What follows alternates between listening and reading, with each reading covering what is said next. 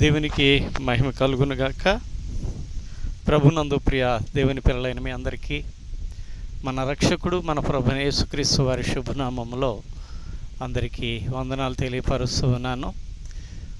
ప్రియ దేవుని పిల్లలారా, చిన్న ప్రార్థన చేసుకుని మనం వాక్య ధ్యానంలోనికి వెళదాం. ప్రార్థన చేద్దాం. సర్వకృపానిధి సర్వోన్నతుడా, సకల సృష్టికి ఆధారభూతుడైన తండ్రి, స్తోత్రాలు నాయన. కొద్ది నిమిషాలు నీ పిల్లలైన వీరికి వాక్యాన్ని ప్రకటించబోతూ ఉండగా సహాయం చేయమని, మీరే పరిశుద్ధాత్మ ద్వారా లేఖన భాగాలు తగినట్లుగా వివరించగలిగే శక్తి నాకు ఇవ్వండి. వినిచిన వారు ఆశతో ఆసక్తితో విని అర్థం చేసుకొని ప్రభువా నీకు మహిమకరమైన జీవితం జీవించడానికి తగిన సిద్ధపాటునిమ్మని రక్షకుడైన యేసు నామములో అడుగుచున్నాము తండ్రి, ఆమేన్.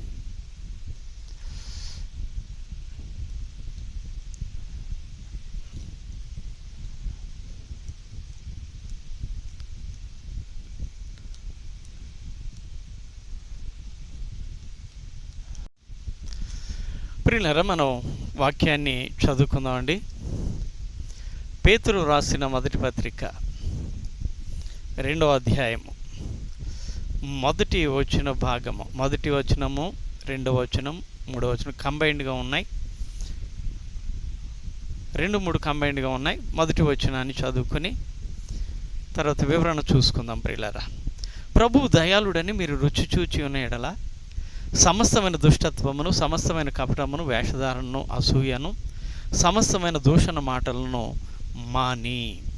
ప్రియులారా, ఈ లేఖన భాగాల్లో మనం గమనించినట్లయితే ప్రభువుని దయాళుడు అని రుచి చూచి ఉన్న ఎడలా అని అంటున్నాడు. అంటే ఆయన దయనట రుచి చూడాలి. ఒకవేళ నువ్వు రుచి చూసి ఉంటే ఇలాంటివి మానేయాలి అని అంటున్నాడు. ప్రియులారా, ప్రభువు అంటే రక్షకుడు యేసుక్రీస్తు వారు, ఈ ప్రభువు దయగలవాడని రుచి చూడమంటున్నాడు. సాధారణంగా రుచి అనే విషయాన్ని మనం ఆలోచన చేసినప్పుడు ఆహార పదార్థాలని రుచి చూడడం జరుగుతూ ఉంటుంది. కూరలను కానీ, అలాగనే తినే పండ్లను కానీ, ఇంకా తినే ఇతర ఆహార పదార్థాలను కానీ మనం రుచి చూస్తూ ఉంటాం. ఉదాహరణకి స్వీట్ ఉందనుకోండి, అది రుచిగా ఉందా లేదా అనేది నాలుక మీద వేసుకొని నోట్లో వేసుకొని చూస్తాం. కూర ఉందనుకోండి, కూరగాయల కూర, అది రుచిగా ఉందా లేదా, మాంసపు కూర, అది రుచిగా ఉందా లేదా, అన్ని రకాలుగా ఉంటే బాగుంది, రుచిగా ఉంది అంటారు. ఏమైనా కాస్త పాళ్ళు తక్కువైతే రుచి లేదు అంటారు. ఏమండి, అలాగా తినే ఆహారపు పదార్థాలు ఏవైనప్పటికీ రుచి గలవి, రుచి లేనివి. అంటే తగిన టేస్టీగా ఉన్నట్లయితేనే రుచి గలదే అంటాం, తగినట్లుగా లేకపోతే రుచి లేదు అంటాం. ఇప్పుడు ప్రభువుని ఎలా రుచి చూడాలి? ఆయన తినే ఆహారమా? కాదు. కానీ ఆయన దయను రుచి చూడమంటున్నాడు ఇక్కడ. అంటే దేవుని దయ ఎలాంటిదో ప్రతి ఒక్కరూ కూడా మరి తగిన రీతిలో తెలుసుకోవాలి. రుచి చూసిన వాడు ఏం చేస్తాడంటే తనకి నోటికి ఏదైతే రుచించుతుందో దాన్ని ఎక్కువగా అపేక్షిస్తూ ఉంటాడు, ఎక్కువ తినాలనుకుంటాడు. కొంతమందికి స్వీట్ అంటే చాలా ఇష్టం, కొంతమందికి హాట్ అంటే చాలా ఇష్టం, కొంతమంది పళ్ళు అంటే చాలా ఇష్టం. ఇలాగా ఒక వ్యక్తి దేనినైతే రుచి చూశాడో, తనకు ఏదైతే రుచిగా అనిపిస్తుందో ఆ రుచిగా అనిపించిన దానిని పదే పదే పొందాలి అనే ఆశతో ఉంటాడండి, అది ఏదైనప్పటికీ. అలాగనే ప్రభువుని యొక్క దయను కూడా మానవులమైన మనం రుచించినట్లయితే, ఆయన దయను రుచి చూచినట్లయితే, ఇక్కడ పేతురు గారు అంటున్నాడు దయాళుడు అని రుచి చూచి ఉన్న ఎడల, రుచి చూచి ఉన్న ఎడల ఏం చేయాలట? మానేయమంటున్నాడు. ఏం మానేయాలి అనేది మనం చూస్తే సమస్తమైన దుష్టత్వమును అని అన్నాడండి. ఏంటట? సమస్తమైన దుష్టత్వం. దుష్టత్వం అంటే దుష్టిని తత్వము అని అర్థం. ప్రియులారా, దుష్టిని తత్వం. చూడండి, మనం కొంతమందిని కొన్ని విధాలుగా పోలుస్తూ ఉంటాం. వీళ్ళది మేనమామ తత్వం, వీళ్ళది బాబాయ్ తత్వం, వీళ్ళది మేనత్త తత్వం అని అంటూ ఉంటారు. అంటే పోలికలు అని అర్థం. ఇక్కడ దుష్టుని తత్వం అంటే దుష్టుని పోలికలు. సాధారణంగా దుష్టుడైన వాడు దేవుని పనిని చెరపాలని ఆశతో ఉన్నవాడు. ఏదైతే దేవుడు మంచిది అని చేశాడో ఆ మంచిదాన్ని చెరపడానికే ఎక్కువ ఇష్టపడుతూ ఉంటాడు. ఎలా చెరపాలి అని కుయుక్తులు పన్నుతూ ఉంటాడు. ఉదాహరణకి మనం బైబిల్ గ్రంథంలో కుటుంబ వ్యవస్థని తీసుకుందాం. ఎక్కడో ఒక పురుషుడిని, ఎక్కడో ఒక స్త్రీని తీసుకొచ్చి వివాహం అనే ఒక బంధం ద్వారా వారిద్దరిని జతపరిచి వారిలో ప్రేమను పుట్టించి ఒక కుటుంబ వ్యవస్థ ఏర్పాటు చేశాడు దేవుడు. అది ఎంతో విలువైనది, ఎంతో గొప్పది. ఎందుకంటే దేవుడు ఏర్పాటు చేసింది కనుక. ఈ కుటుంబ వ్యవస్థలో మరి అసలు పరిచయం లేనివారు, ఒకరింటి ఒకరు తెలియని వారు పెళ్ళి అనే బంధం చేత ఒకటైన తర్వాత వారిలో ప్రేమ పెరిగి వారు ప్రియులరా ఎలాగా ఉంటారు అని అంటే, ఏ రీతిగా కొనసాగుతారు అని అంటే ప్రియులరా, వారు చాలా ప్రేమ అనురాగాలతో వర్ధిల్లుతూ ఒకరినొకరు ఇష్టపడుతూ తగినట్లుగా ముందుకు సాగుతూ ఉంటారు ప్రియులరా. అయితే ఈ యొక్క కుటుంబ వ్యవస్థలో అపవాది ప్రవేశించి వారి యొక్క ప్రేమను భంగపరిచి వారిలో అనైక్యతను పుట్టించి వారిలో భేదాలు కలిగించి వారిని దూరం చేసే ప్రయత్నాలు చేస్తూ ఉంటాడు. ఆ రీతిగా కుటుంబంలో భార్యాభర్తల మధ్య సమస్యలు వస్తాయి. సమస్య వచ్చినప్పుడు దేవుని పిల్లలేమో సమాధానపరిచే రీతిలో ప్రయత్నం చేయాలి. ఎందుకంటే బైబిల్ ఉంటుంది, సమాధానపరిచేవారు ధన్యులు, వారు దేవుని కుమారులు అనబడుదురు అని. ఆ రీతిగా ప్రియులరా ఎప్పుడైతే సమస్య వచ్చిందో ఆ స్త్రీకి ఆ పురుషుడికి నచ్చజెప్పి, నాయనా నీ మనస్తత్వం వేరు, ఆమె మనస్తత్వం వేరు, దేవుడిద్దరిని ఒకటి చేశాడు కాబట్టి ఒకరినొకరు అర్థం చేసుకోండి, ఒకరినొకరు అవగాహన చేసుకోండి, వీటిని అధిగమించండి, దేవుడిచ్చిన బంధం కనుక దేవుని మహిమకరంగా ఉండండి అని దేవుని పిల్లలు సమాధానపరుస్తారు. అదే దుష్టత్వం అంటే దుష్టుని తత్వంలో ఉన్న వాళ్ళు ఏం చేస్తారు, వీడి కాకపోతే మరొకడు, లేకపోతే పెళ్ళి లేకుండా ఉండలేవా, మగుడు లేకుండా ఉండలేవా అని స్త్రీని, ఇది కాకపోతే మరొకటి, పెళ్ళమే లేకుండా ఉండలేవా అని ఆ పురుషుని చెప్పి వేరు చేసి కుటుంబ వ్యవస్థను పాడు చేస్తారు. ఈ రోజున చాలామంది క్రైస్తవ కుటుంబాల్లో ఇదే తంతు జరుగుతుంది. దుష్టుని తత్వమే ఇలుబడి చేస్తుంది. పెళ్లి ప్రమాణాలు మర్చిపోతున్నారు, వారు దాంపత్యంతో జీవించిన ఆ కొద్ది దినాలు మర్చిపోతున్నారు. మర్చిపోయి దైవ వ్యతిరేకంగా ఎవరో చెప్పిన మాటలు, లేదా అటు తల్లిదండ్రులు కానీ ఇటు తల్లిదండ్రులు కానీ చెప్పిన మాటలు, అవి దేనివి కావా? అమ్మా సమస్య వచ్చి నేనేదో మాట్లాడితే మీరేదో సమస్యను పరిష్కారం చేయాలి కానీ ఏంటి మమ్మల్ని దూరం అయిపోవాలంటారేంటి అని చెప్పే ఆ స్త్రీ కానీ చెప్పే పురుషుడు కానీ ఈనాడు కనపడలేరు. అలాగా దేవుడు చేసిన కుటుంబాన్ని, దేవుడిచ్చిన కుటుంబాన్ని సర్వనాశనం చేస్తున్నారు దుష్టుని సంబంధులు.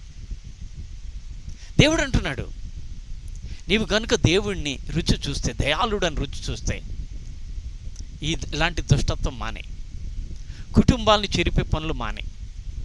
ఈనాడు ప్రియులరా కేవలము వ్యక్తులు కదండి,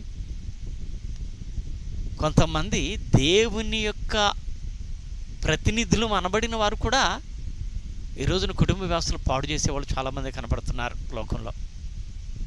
చాలామంది అలాంటి వారుగా ఉంటున్నారు, కానీ చాలామంది తెలుసుకోలేకపోతున్నారు. ప్రియులరా దేవుడు అంటున్నాడు, ప్రభువు నీకు తెలుసా, ఆయన దయ నీకు తెలుసా, ఆయన దయ నువ్వు రుచి చూచావా? రుచి చూస్తే సమస్తమైన దోషణ మాటలను సమస్తమైన దుష్టత్వాన్ని మానేయి, వదిలేయి. వదిలేయి. దేవుడు వ్రాయించిన పద్ధతికి వ్యతిరేకంగా ఉండేది ప్రతిదీ దుష్టత్వమే. ఉదాహరణకి మనందరికీ తెలిసిందే కదా, యేసుక్రీస్తు వారు నేను యెరూషలేము వెళుతాను, నేను పట్టబడతాను, నన్ను కొడతారు, చంపేస్తారు, సమాధి చేస్తారు, 3వ దినాన్ని నేను లేచిపోతాను అని పదే పదే చెప్తుంటే ఎంతో గొప్పవాడైన పేతురు గారు ఏమంటాడు? ప్రభువా, అది నీకు దూరమగునుగాక అన్నాడు. అంటే అలాంటి సమస్య నీకు రాకూడదా? ఎవరు నేను కట్టకూడదా? ఎవరు నేను తిట్టకూడదయా? ఎవరు నేను చంపకూడదయా? అలాంటి పరిస్థితులన్నీ నీకు దూరంగా ఉండాలయ్యా అన్నాడు. అనేసరికి యేసుక్రీస్తు వారు ఏమన్నారు? సాతానా, నా వెనక్కి పో అన్నారు. చూసారా? అంటే అది దేవునికి అనుకూలమా? ఆయన రక్షించడానికి వచ్చారు కనుక తప్పక ఆ పరిస్థితులు గుండా వెళ్ళాల్సి ఉంది. వెళ్ళాలి. వెళితేనే మానవులకి రక్షణ. అలాంటిది అది నీకు దూరమవునుగాక అంటే మనుషులకు రక్షణ కార్యము దూరమవునుగాక సాతానా అన్నారు యేసుక్రీస్తు. అలాగనే దేవుని యొక్క పద్ధతి ఏదైతే ఉందో ఆ పద్ధతికి వ్యతిరేకంగా పనిచేసే ప్రతీదీ దుష్టుని తత్వమే. దేవుడు అంటున్నాడు, నీవు దేవుని తెలుసుకున్నట్లయితే ఏది దుష్టత్వం అది నువ్వు మానే. దుష్టుని యొక్క విధానాలు మానే. దేవుని పిల్లలను చెరపడం మానే. సంఘ వ్యవస్థలు పాడు చేయటం మానే. సమాజాన్ని నాశనం చేయడం మానే. సమాజాన్ని బాగు చేయి, సంఘాన్ని బాగు చేయి, కుటుంబ వ్యవస్థను బాగు చేయి, దుష్టత్వం మాని అని చెప్పి దేవుడైతే ఈ యొక్క వాక్యం ద్వారా చెబుతూ ఉన్నాడు. రెండవది, సమస్తమైన కపటమును మాని అన్నాడు. కపటము లోపల ఒకటి, బయట ఒకటి. లోపల ద్వేషభావం ఉంటుంది, పైకి ప్రేమగా మాట్లాడతారు. ఇది కపటం. సాధారణంగా హృదయంలో ఏదైతే ఉందో అది ముఖం మీద కనపడాలి, మనుషులు కనపడాలి, ఆ వ్యక్తులు కనపడాలి. అది యథార్థత, అది ఖచ్చితమైనది. ఇప్పుడు కపటము అంటే లోపల ద్వేషం, పైకి ప్రేమ. ఈనాడు చాలామంది వ్యక్తులు అలాగే ఉన్నారు. మనిషి కనపడేసరికి ఎంతో గౌరవాన్ని ఇచ్చేవారుగా, గౌరవంగా ఉన్నట్లుగా కనబడుతూ ఉంటారు. కానీ వీళ్ళకి వీడా ఇదా అని వాళ్ళగా ఉన్నారు. అది కపటం. మానే. అలాంటి కపటమైన పద్ధతి మానే అంటున్నాడు దేవుడు. దేవుని తెలుసుకున్నావా? ఆయన దయను తెలుసుకున్నావా? ఆయన దయను రుచి చూచావా? రుచి చూస్తే కపటమైన పద్ధతిని మానే, కపటంగా ఉండటం మానే ఇక మీదట అని అంటూ ఉన్నాడు. కాబట్టి యేసుని తెలుసుకున్నవారు, ప్రభువుని రుచి చూచిన వారు కపటమైన బుద్ధిని మానేయాలి. ఓకే, మూడవదిగా మనం చూస్తే ప్రియులారా, వేషధారణ అని అన్నాడు. వేషం అంటే ఒరిజినాలిటీ ఒకటి ఉంటుంది, దానికి డూపును తయారు చేస్తారు. ఒరిజినల్గా ముఖం ఆ యొక్క బెజ్జాలతో ఉంటుందండి, దానికి పైన రంగు వేస్తారు, ఆ బెజ్జాలు కనపడం. ఇది వేషం. ఏమండి, లోపల పరిశుద్ధత ఉండదండి చాలామందికి, కానీ పరిశుద్ధిని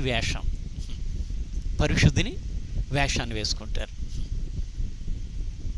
దేవుడు అంటున్నాడు, వేషధారణ మానే, నీ జెన్యూనిటీని చూపించు, అంతే తప్ప లోపల భక్తి లేకుండా పైకి భక్తిగా నటిస్తావేటి అని దేవుడు చెప్తున్నాడు. ఈనాడు చాలామంది వేషధారణ, భక్తులు వేషధారణ అండి.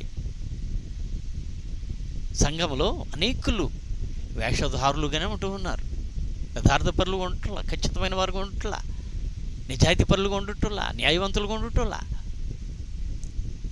ప్రియులారా, దేవుడు అంటున్నాడు, ప్రభుని రుచి చూచావా? ఆయన దయను తెలుసుకున్నావా? అయితే వేషధారణ మానే, వేషం వేయటం మానే. నీకు ఎంత భక్తి ఉందో ఆ భక్తిని కనపరచు, అంతేగాని లేనిపోయిన భక్తిని కనపరుస్తావంటే బయటికి, లోపల లేకుండా పైకి ఎందుకు నటిస్తున్నా? అది కుదరదు అంటున్నాడు దేవుడు. అలాంటిది మానేసి ఎదుట ప్రభుని తెలుసుకున్నావా? మానే అని అంటూ ఉన్నాడు. కాబట్టి ప్రియులారా, చాలామంది ఈ రోజున వేషధారులు వేషం వేసేసుకుంటారండి. ప్రభు బల ఆరాధన వచ్చేసరికి పరిశుద్ధుల వేషం. ప్రియులారా, దేవుడు పరిశుద్ధుడండి. పరిశుద్ధులుగా ఉండాలని ఆజ్ఞాపించాడండి ఆయన. హృదయంలో ఉన్న కల్మషాన్ని అంతటిని కూడా తొలగించుకొని ప్రేమతత్వాన్ని నింపుకొని పరిశుద్ధులుగా మనం కనపడాలి లోకానికి. పరిశుద్ధత వస్త్రధారణ వల్ల రాదండి ప్రియులారా. వస్త్రధారణ వల్ల పరిశుద్ధత రాదు. పరిశుద్ధత అనేది హృదయంలో హృదయ శుద్ధి కలిగి ఉన్నప్పుడు పరిశుద్ధులుగా వారు ఉంటారు. కాబట్టి మనం, బైబిల్ చెప్తుంది, వేషం వేసుకోవద్దు, భక్తి వేషం వేసుకోవద్దు, నీతిమంతుని వేషం వేసుకోవద్దు, నీవు వేషం మానే అంటుంది వేషధారణ. ఇంకా మనం చూస్తే అసూయను మాని అన్నాడు. ఏంటట? అసూయ. ఒకలంటే ఒకరికి అసూయ, ఒకడు బాగుపడుతుంటే మరొకడికి అసూయ, ఒకడు అభివృద్ధి చెందుతుంటే మరొకడికి అసూయ, ఒకడు ఉన్నతమైన స్థితికి వెళ్ళిపోతుంటే మరొకడికి అసూయ. ఈ రోజున సమాజ వ్యవస్థలో అసూయతో నిండిపోయిందండి. దేవుడు అంటున్నాడు, నీలో అసూయ లేకుండా ఇక మీదట అసూయ మానేయి, అసూయను వదిలేయి. ఎందుకో తెలుసా? ప్రభుని తెలుసుకున్నావు కదా, ఆయన దయామడిని రుచి చూచావు కదా. కాబట్టి అసూయను మాని అన్నాడు. ఏంటట? అసూయను మానేసేయాలటండి. ఇక అసూయ ఎంత మాత్రమును కూడా ఉండకూడదన్నమాట అండి దేవుని పిల్లల్లో. ఈ రోజున సంఘ వ్యవస్థలో చూస్తుంటే, సంఘ ఆరాధన క్రమంలో పాటలు పాడేవాళ్ళకి అసూయ. ఆవిడ పాడితే నాకు పాటదా అందటం లేదు, కాబట్టి ఆవిడకంటే గొప్పగా నేను పాడాలని ఒకరికొకరు హెచ్చించుకుని ఒకరికొకరు, ప్రియులారా, ఎంత భయానకమైన పరిస్థితుల్లో అసూయతో నిండి ఉంటున్నారంటే సంఘ వ్యవస్థలో అసూయ పెరిగిపోయింది ప్రియులారా. దేవుడు అంటున్నా, అసూయ మానేయి, ప్రేమతత్వాన్ని ధరించుకో అని చెప్తున్నాడు. ఇంకా మనం గమనిస్తే సమస్త దూషణ మాటలను మాని, సమస్త దూషణ, ఎదుటివాడిని వారవలేని వాడు దూషిస్తాడండి. సాతాను తత్వం అండి దూషణ అంటే. సాధారణంగా మనం ఎవరిని కూడా దూషించి మాట్లాడకూడదు. దేవుడు అన్నాడు, మీ నోట కృతజ్ఞత వచనములే పలకాలు కానీ, మీ నోట బూతులు కానీ, దూషణ వచనాలు కానీ ఇలాంటివి ఏమి రాకూడదు అన్నాడండి. కాబట్టి దూషణ మాటలు, ఎదుటివాడిని దూషించి మాట్లాడటం మానే అంటున్నాడండి. ఇప్పుడు ప్రభువుని రుచి చూచి ఉన్నావనుకున్నప్పుడు, అంటే ఎవరైతే దూషణ మానలేదో వాళ్ళు ప్రభువుని రుచి చూడలేదు, ఆయన దయని రుచి చూడలేదు. ఎవరైతే అసూయ మానలేదో వారు ప్రభువుని రుచి చూడలేదు. ఎవరైతే వేషధారణ మానలేదో వారు కూడా ప్రభువుని రుచి చూడలేదు. ఎవరైతే కపటాన్ని మానలేదో వాళ్ళు ప్రభువుని రుచి చూడలేదు. ఎవరైతే దుష్టత్వాన్ని మానలేదో వారు కూడా ప్రభువుని రుచి చూడలేదు. కాబట్టి ఇంకా నువ్వు రుచి చూడకుండానే ఉన్నావా? ప్రభు దయని ఇంకా నువ్వు తెలుసుకోకుండానే ఉన్నావా? ఈరోజు అయితే ప్రభు దయను తెలుసుకో. ప్రభు దయను తెలుసుకుని ప్రభువుని దయను రుచించి, ఆ రుచిని అపేక్షించి నీ విశ్వాస జీవితంలో ముందుకు సాగిపోయే వ్యక్తిగా ఉంటారు అని కోరుకుంటూ ఎంతటితో మాటలు ముగిస్తున్నాను. దేవుడి కొద్ది మాటలు మనందరి వినికిడిలో భద్రము చేయునుగాక. ఆమేన్. ప్రార్థన చేద్దాం. మహోన్నతుడైన తండ్రి, స్తోత్రాలు. నీవు నాకు ఇచ్చిన మాటలు నీ పిల్లలకు విన్నారు. వినిన వారు వారి యొక్క దాని జీవితాన్ని ఒక్కసారి పరిశీలన చేసుకొని, ఒకవేళ నీవు ఏవైతే మానే అని తెలియపరిచారో, ఒకవేళ ఆ లక్షణాలు కనుక ఉంటే ఈరోజునే వారు పరిశీలించుకొని ఈరోజునే వాటిని విడిచిపెట్టడానికి తగిన సిద్ధపాటు కలిగిన మనసునిమ్మని, వినిన వారందరినీ కూడా నీ కృప ద్వారా నిన్ను రుచి చూచి తెలుసుకొని నేను అపేక్షిస్తూ ముందుకు సాగిపోయే వారికి తీర్చిదిద్దమని ప్రతి కుటుంబాన్ని దీవించి ప్రతి కుటుంబాన్ని ఆశీర్వదించి, ప్రతి కుటుంబాన్ని కృపలో బలపరిచి, నీ నిశ్చలమైన రాజ్యం కొరకు ప్రయాసపడేవారుగా తీర్చిదిద్దుమని రక్షకుడు ప్రభునేసు దయగలిగిన నామములో అడుగుచున్నాము తండ్రి. ఆమేన్. అందరికీ వందనాలండి. దేవుడు మిమ్మల్ని దీవించునుగాక.